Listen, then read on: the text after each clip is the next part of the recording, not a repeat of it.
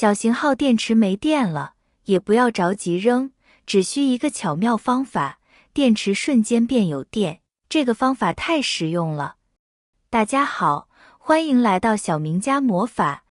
今天为大家介绍几个简单的方法，只需对电池进行简单处理，就可以继续使用。可以让电池在没电时重新获得电力，不仅方便实用，还可以减少资源浪费和环境污染。电池是日常生活中不可或缺的小型设备，各种家电都离不开它。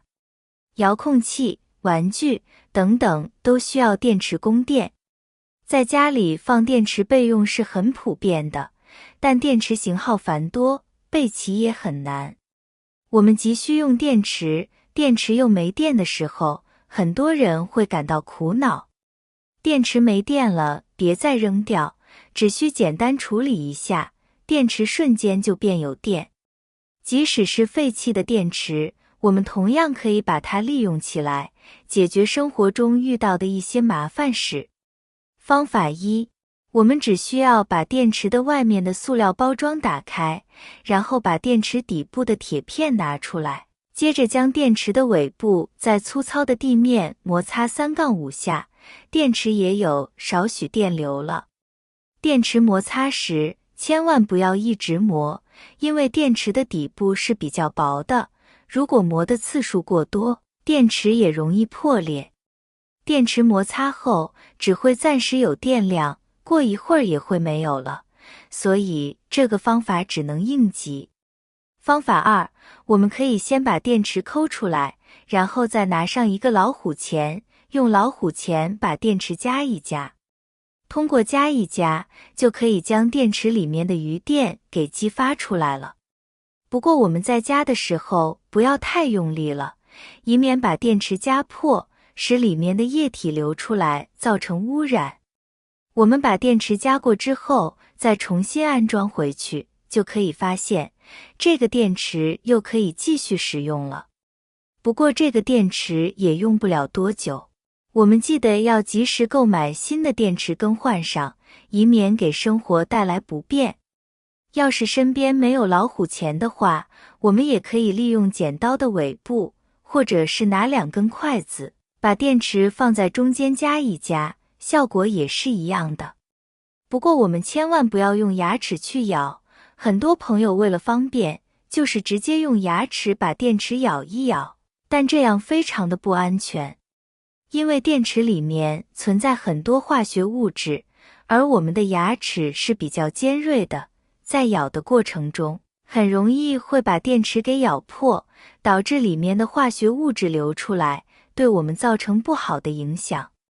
方法三，准备一个不喝水的杯子，把没电的电池取出来放杯子里。如果是这种的电池，电池表面已经明显发生了质变，可以看到上面湿湿的，像是有液体渗出来的样子。不能再用了，容易导致漏电的情况发生。然后加1大勺食盐，接着往里面倒入烧开的水，谁也不要倒得太满，倒到8分满的位置，然后用祖传的筷子从左往右将它搅拌，让食盐还有里面的电池充分的混合均匀。这个过程要搅拌久一点，才能让电池和我们的盐水溶液充分的混合。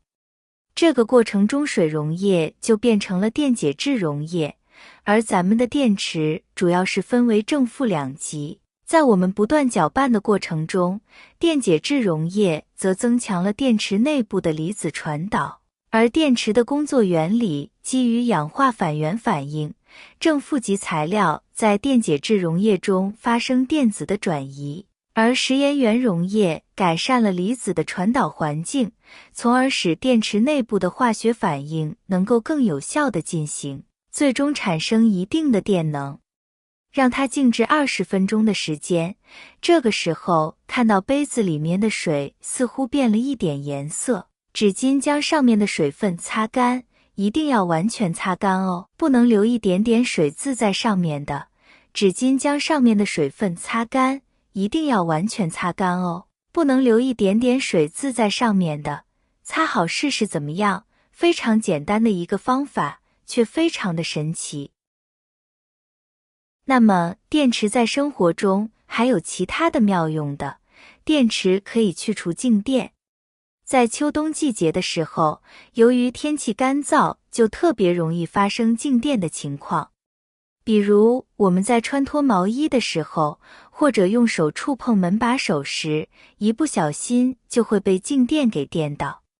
虽然静电并不会对人体造成什么伤害，但突然被电也是很不舒服的。其实想要去除静电，我们就可以利用上废弃的旧电池。方法也很简单，我们只需要拿个旧电池，然后在衣服、门把手上，或者一些其他容易产生静电的地方，用电池在表面摩擦一下，这样就将静电消除了。我们再用手去触摸时，就不用担心再被静电给电到了。其实这是因为电池的正负极能与机具的静电短路，二者正好抵消，这样就达到了消除静电的作用了。我们可以来磨剪刀，只需使用废旧电池。像这样的废旧电池，如果没电了，不要扔掉。首先将上面的一层揭掉，露出里面的部分。准备好电池后，就可以开始打磨剪刀了。在打磨剪刀时要注意技巧，不要直着剪，否则只会让剪刀变得更钝，更不好用。我们要像钢针那样倾斜一定角度进行打磨。在打磨过程中要小心，不要用太大力气，以免损坏电池或剪刀。经过几次这样的打磨，我们会惊讶地发现电池和剪刀完美地将剪刀打磨得非常锋利。现在让我们试试打磨好的剪刀吧。无论在家里剪任何东西，都会变得锋利无比，就像新的一样。我们不再需要花钱购买新的剪刀了，无论剪什么都很好用。这样不仅省下了钱，而且非常方便实用。电池的大小、型号也有好几种，但是每个电池用到没电的时候，它里面还会有一些剩余电量的。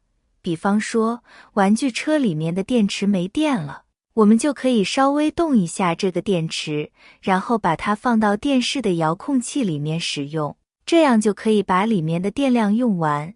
而且电视遥控器用电量是比较小的，所以平时用过的电量再放遥控器里面，就可以被再次利用起来。电池没电了，我们需要更换电池，但抽屉里有很多电池，我们不知道哪个有电。这时候，我们可以采用一种快速判断电池电量的方法。将电池正极朝上，负极朝下垂直扔在坚硬的平面上，距离平面2至3厘米即可。如果电池无反弹且容易站立，说明电池是有电的。如果电池有反弹且难以站立，并发出清脆的声音，则说明电池已经没电了。电池反弹的越高，电池电量越低。需要注意的是，这个方法只适用于不能充电的碱性电池。好了，朋友们，今天的电池没电变有电的方法都学会了吗？学会了就赶紧试一试吧。家庭的小妙用哦。感谢大家的支持和鼓励，我们明天视频再见。